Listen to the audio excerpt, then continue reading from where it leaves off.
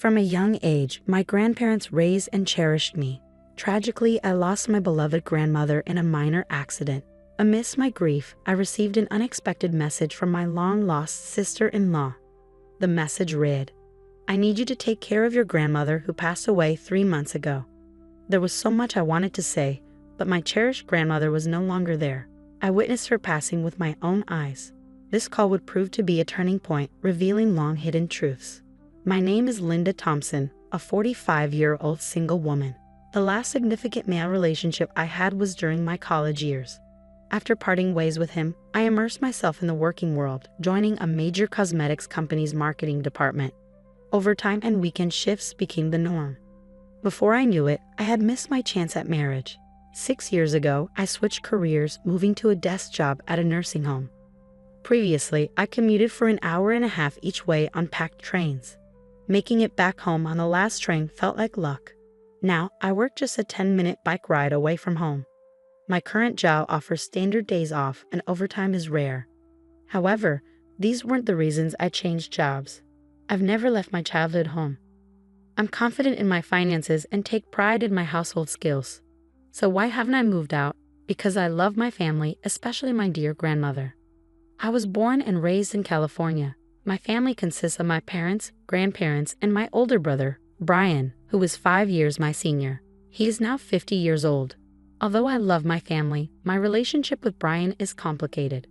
I used to adore him as my brother. He was a gentle, protective sibling.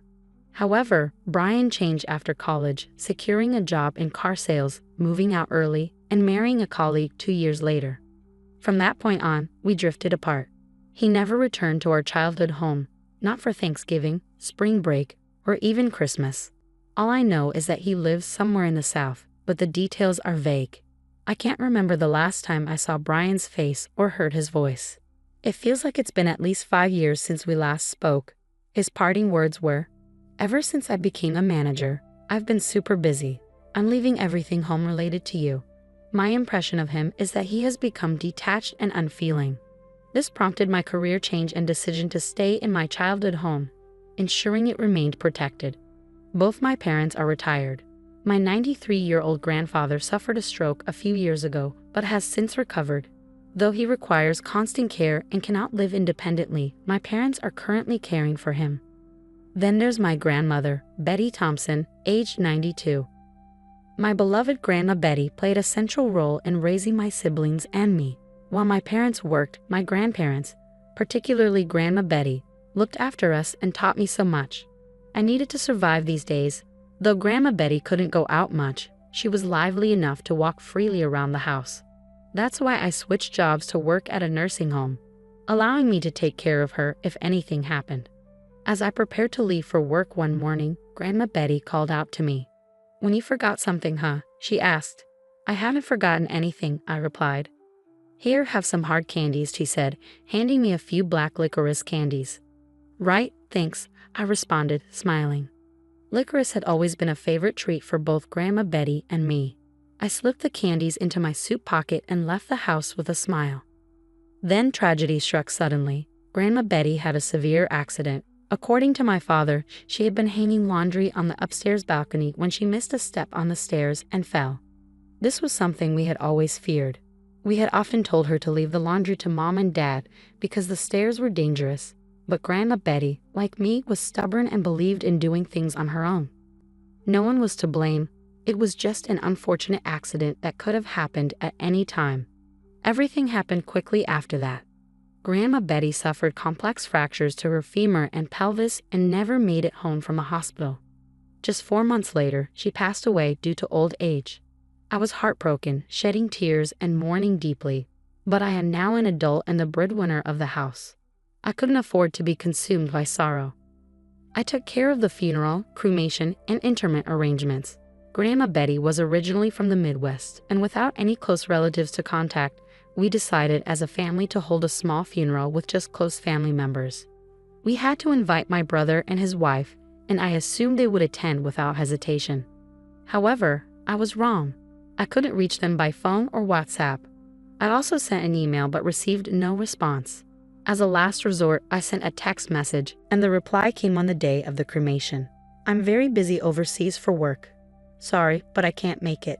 I'll send the money later, it said. I was indifferent to the money upon reading the message. I found myself speaking out loud without meaning to. Can his job really be so demanding that he can't even spare a moment to bid farewell to our beloved grandmother? It was difficult to comprehend.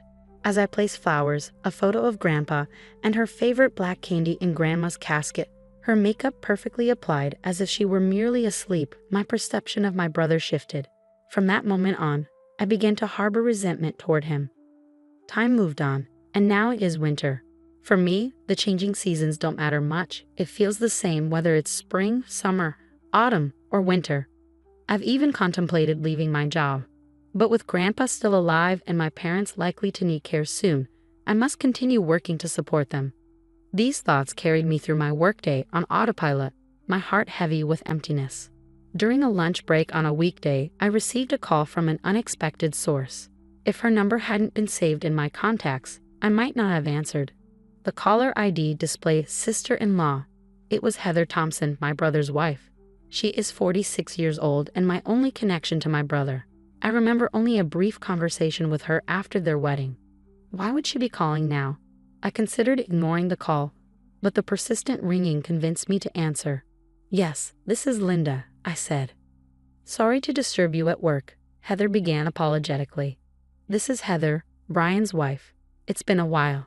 Despite her higher position and age, Heather always approached us with a humble attitude.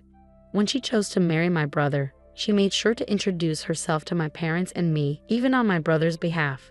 In short, she's a kind person, which made her unexpected call all the more puzzling. It's all right, I replied. But do you need something? I tried my best to sound calm as I asked the question.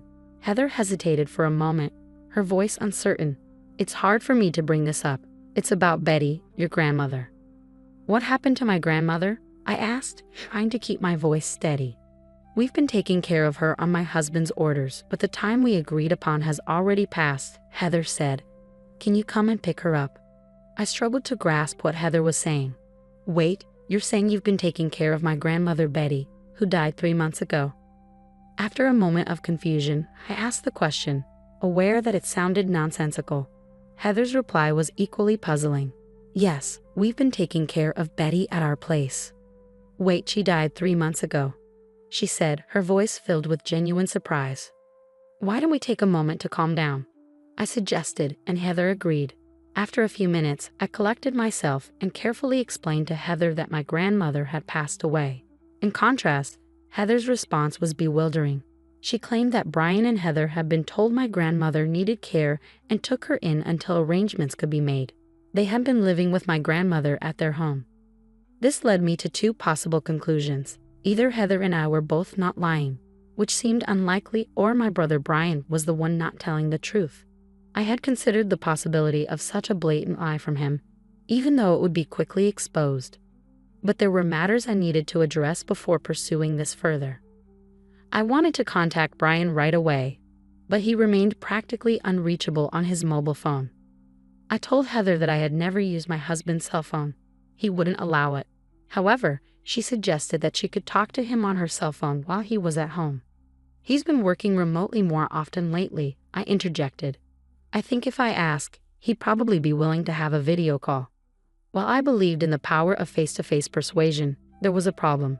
I wasn't even sure where they were living now. We've been living in my city in California for over 10 years, so it's easy for us to visit your house, Linda, Heather said.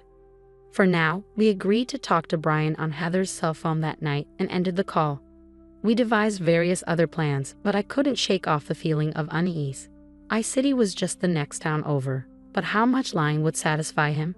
Expecting me to care for a stranger's elderly woman just months after Grandma passed away was too much. It was repugnant. When I got home, I called Brian on Heather's cell phone at the agreed time of 8 p.m. By the way, Heather was also waiting in my room at home, thanks to her kindness and enthusiasm.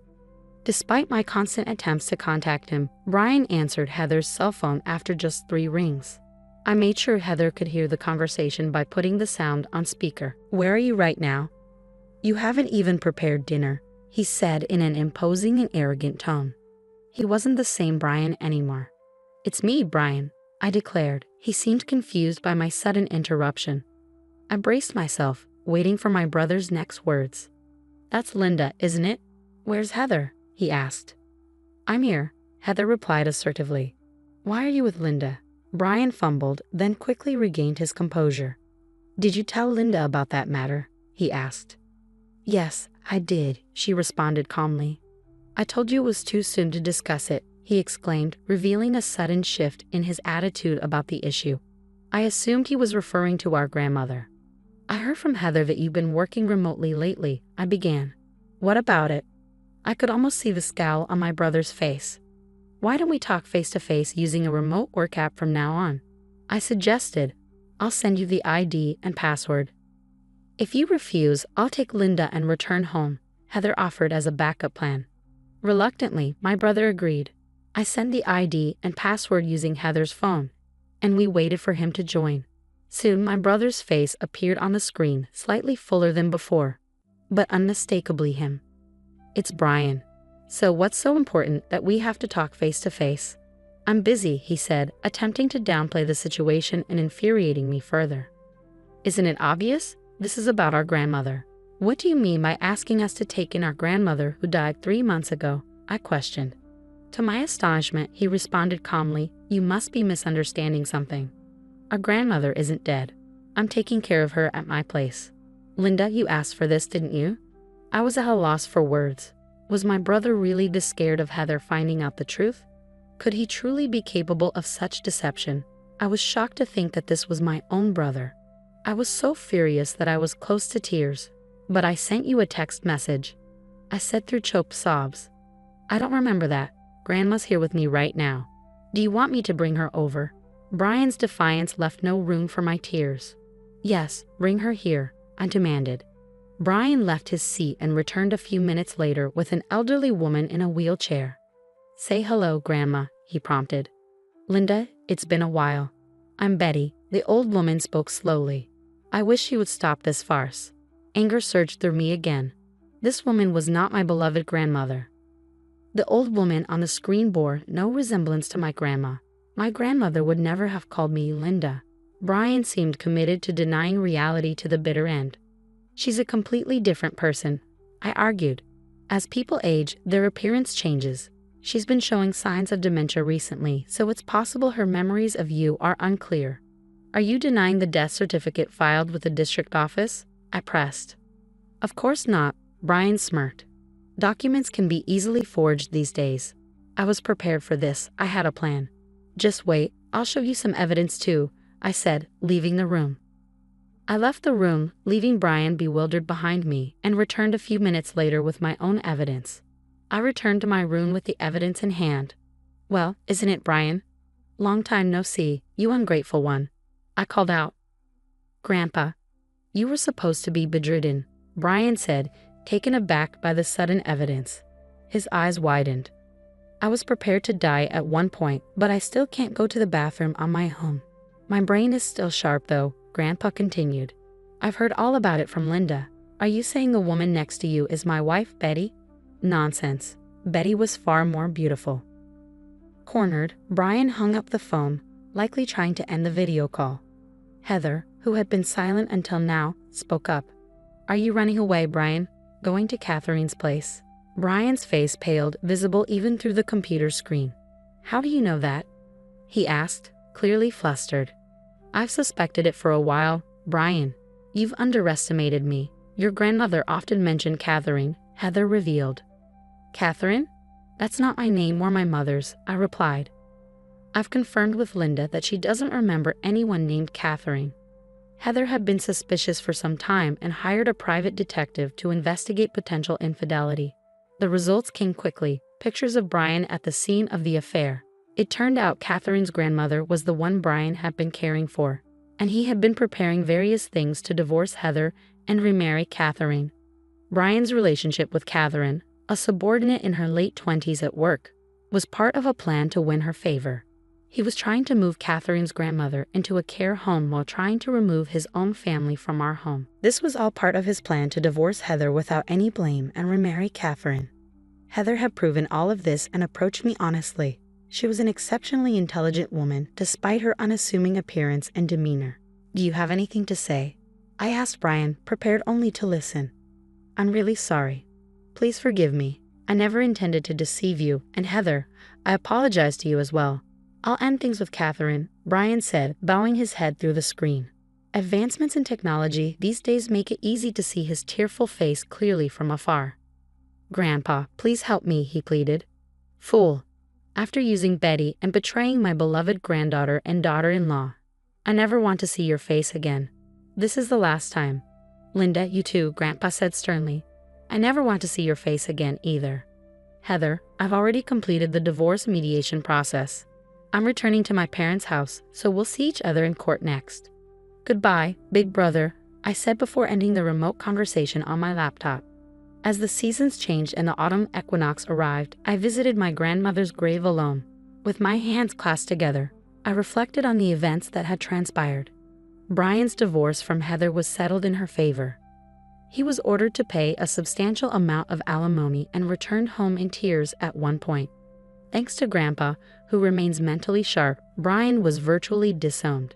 His will now states that Brian is no longer family. Brian had hoped to remarry Catherine, but his situation was no longer appealing. Divorced in his 50s and deeply in debt, he struggled to find another job after quitting his longtime position at the car dealership. He now lives in a modest one-bedroom apartment, working odd jobs and paying alimony. It's a classic case of reaping what you sow. Most of my information about Brian came from Heather. We became friends after everything settled, and we often spend time together. "Grandmother, I'll come again," I said as I stood up from her gravestone. A strong breeze blew, and I heard a voice I adored. "Lynn, thank you. Please take care of your grandpa for a little while," the voice said. I muttered, "Grandmother," and suddenly realized I was holding something in my right hand, a piece of black licorice candy. It was odd because I hadn't brought any as an offering. I'm not particularly religious, but could it be a sign from my grandmother? Perhaps not. There's always black licorice at the altar, so I must have unconsciously picked one up and forgotten about it. Still, the thought of my grandmother watching over me gave me strength. "Thank you, grandmother," I murmured, looking up at the sky. Then I left the graveyard, feeling a sense of peace.